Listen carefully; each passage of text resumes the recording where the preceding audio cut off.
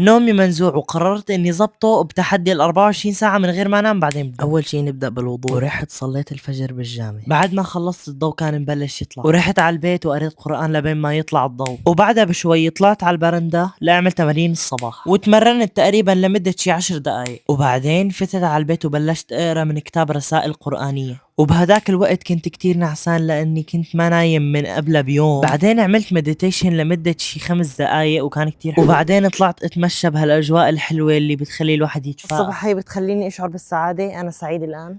بعدين ضيعت شوي من حياتي على البلاي ستيشن.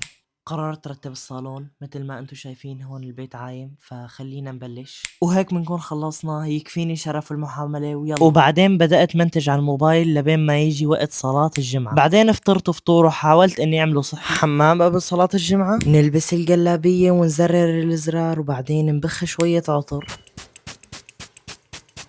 وصرت جاهز ويلا على الطريق. وصلت على الجامع وفتت صليت، خلصنا صلاة. بعدين رحت اكلت مع بعض افراد العائلة، نصلي صلاة العصر. وبعدين حسيت بالنعس كتير قبل المغرب، بس عادي لانه كان باقي ساعة وبيأذن العشاء. وبعد ساعة ونص صليت العشاء. بس هيك حاليا انا الصبح خلصنا.